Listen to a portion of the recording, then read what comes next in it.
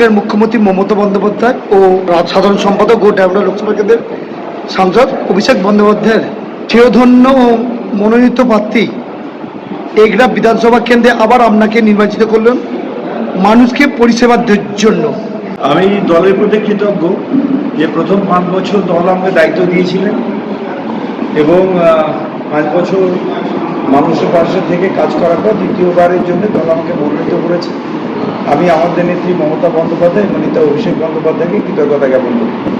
কারণ রেসপন্স পাচ্ছি, স্বতঃস্ফূর্ততা এবং যে উচ্ছ্বাস আমি লক্ষ্য করতে পারছি তৃণমূলের পক্ষে, মমতা বন্দ্যোপাধ্যায় অভিষেক বন্দ্যোপাধ্যায়ের পক্ষে, তাতে নিশ্চিতভাবে আমরা আশাপ্রদ মমতা বন্দ্যোপাধ্যায় চতুর্থবারের জন্য মুখ্যমন্ত্রী হচ্ছেন এবং তৃণমূল কংগ্রেস সরকার তৈরি করছে।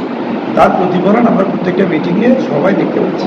5 বছরে আমি সবটা সম্পূর্ণ করে ফেলতে পারবো এটা নয়, তবে কাজ করতে গিয়ে যে কথাগুলো হয়তো আমাদের কাছে পৌঁছচ্ছিল না, একদম ডাউন লেভেলে রুট লেভেলে কাজ করতে গিয়ে মানুষের কিছু কিছু কথা, কিছু কিছু সমস্যার কথা আমাদের কাছে এসে পৌঁছেছে বা নজরে এসেছে, যেগুলো একটু দেরি করে আসার জন্য হয়তো আমরা সরে উঠতে পারিনি।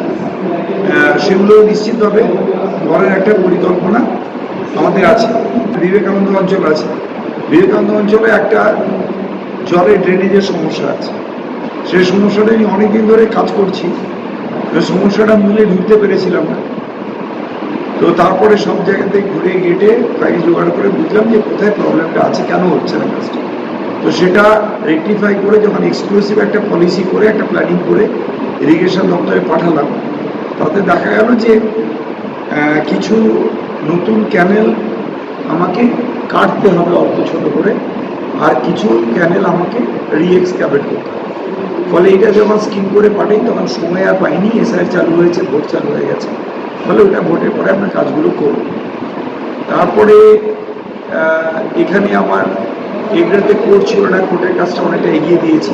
আরটিও অফিস নেই, আরটিও অফিসের কাজটা অনেকটা এগিয়ে দিয়েছি। এগুলো সমস্ত পরবর্তী নির্বাচনে জেতার পরে এগুলো সঠিকভাবে বা কাজটা কমপ্লিট করতে পারবে।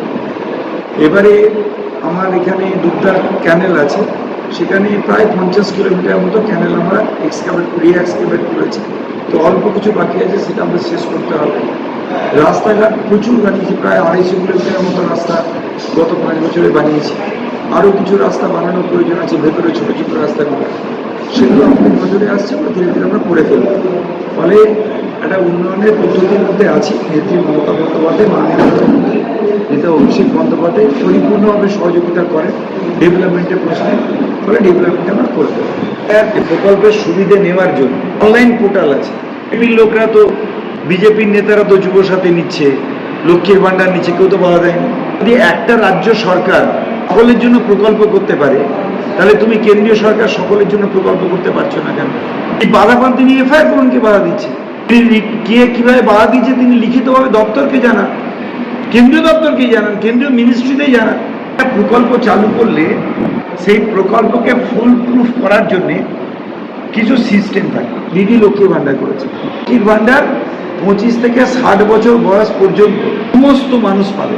তার ইনকাম কি দেখা হবে না, তার সোশ্যাল স্ট্যাটাস কি দেখা হবে না, তার পলিটিক্যাল স্ট্যাটাস কি দেখা হবে না। অ্যাপ্লাই করলেই আপনি লক্ষ্মী ভাণ্ডার পাবেন। একটাই শর্ত, আপনার বয়স হতে হবে 25 থেকে 60। আপনি যদি কেন্দ্রীয় প্রকল্প দেখেন, প্রধানমন্ত্রী আবাস যোজনা, প্রধানমন্ত্রী আবাস যোজনাতে 11টা ক্রাইটেরিয়া করা হয়েছে। 11টা ক্রাইটেরিয়ার মধ্যে একটা ক্রাইটেরিয়া হচ্ছে আপনার মাটির বাড়ি থাকতে হবে, পাকা বাড়ি হলে হবে। খুব ভালো, ইট ইজ অ্যাকসেপ্টেড। এবারে বলা হলো আপনার বাড়িতে মোটর সাইকেল থাকবে না, ফ্রিজ থাকবে না, তাহলে আপনি আবাস যোজনা পাবেন। তাহলে আমি জল পড়ে ছাদ ফুটো হয়ে সেই ঘরে বাস করি, আমার বাড়িতে একটা মোটর সাইকেল আছে, যে মোটর সাইকেলে মাছের ক্রেট লাগিয়ে আমি ফেরি। তাহলে সেই যে মোটর সাইকেলটি আমার আছে, it is part of my livelihood না পার্ট অফ লাক্সারি? সেই মোটর সাইকেলে মাছ ফেরি করি, আর সেই ইনকামের ওপরে ডিপেন্ড করে তো আমি ঘরটা বানাতে পারিনি। সেই জন্য তো আই শুড বি কনসিডার্ড যে আমি বাড়িটা বানাতে পারিনি, আমি একটা এড চাই, আপনি দেবেন না। আমি একটা মেশিন রিক্সা করেছি, সেই মেশিন রিক্সাতে আমি মাল বই দিনমজুরের মতো, সেটা করেই তো আমি বাড়িটা করতে পারিনি, তাই তো ছাদ ফুটো হয়ে আমার জল পড়ে। ক্রাইটেরিয়াতে আপনি বাদ দিয়ে দিলেন। তাহলে ক্রাইটেরিয়া তৈরি করার আগেই তারা বলে দিচ্ছেন যেটা ফুলপ্রুফ হবে।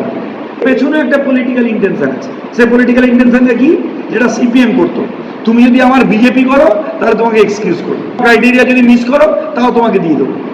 দিদি তো এটা করেনি। আপনি কৃষক বন্ধু আপনার নামে জমি থাকলেই পাবেন, আপনার সোশ্যাল ইনকাম দেখা হবে না। কারণ এই সমস্ত ইন্টেনশনগুলো দুটো জিনিস করছে, এক সিস্টেমটাকে ফুলপ্রুফ করছে, সেকেন্ডলি এই পাওয়ার ব্যাপারে যাতে সাধারণ মানুষ হ্যারাস না হয়, পলিটিক্যাল ইন্টেনশন মোটিভেশন যাতে ঢুকে না যায়। এটা প্রকল্পটা তৈরি করার আগেই দিদি ভাবছেন যে what will be the hindrances make this schemes successful. সেই হিন্ড্রেন্সগুলোকে আগে সরিয়ে দেবে, তাহলে সবাই পেয়ে যাবে, কারো কোনো প্রবলেম হবে না। এর তো হিন্ড্রেন্স রেখেই যাচ্ছে।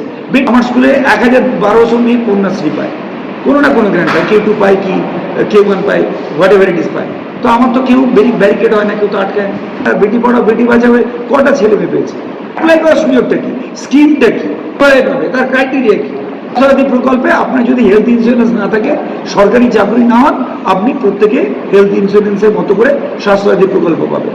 এটা প্রধানমন্ত্রী যে স্কিমটা আছে আয়ুষ্মান ভারত, তাতে 1000 ঘন্টা ক্রাইটেরিয়া দেওয়া আছে। এইগুলো হলে পাবেন না, এটা হলে পাবেন না, এটা হলে পাবেন না, এটা হলে পাবেন না।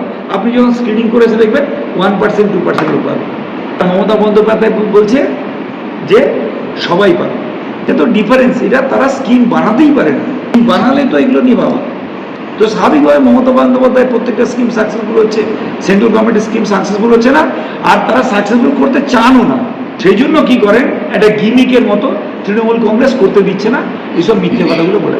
এলাকাবাসীর জন্য একটাই বার্তা হবে, নিজের এলাকার উন্নয়ন, এলাকার শান্তি সম্প্রীতি বজায় রাখা, নিজেদের নিরাপত্তা সুনিশ্চিত করা, ভারতবর্ষের সংবিধানকে মান্যতা দেওয়া, বাংলার কৃষ্টি সংস্কৃতিকে বাঁচিয়ে রাখা, বাংলার স্বাভিমান বাংলার গর্বকে বাঁচিয়ে রাখা, বাংলার অধিকার রক্ষা করা, বাঙালির অধিকার রক্ষা করা, বাংলা ভাষার গর্ব রক্ষা করা, বাংলার যে স্বাধীনতা সংগ্রামের ইতিহাস আছে তাকে কলুষিত না করতে দেওয়া, বাংলার যে নবজাগরণের ইতিহাস আছে তাকে ইনট্যাক্ট রাখা।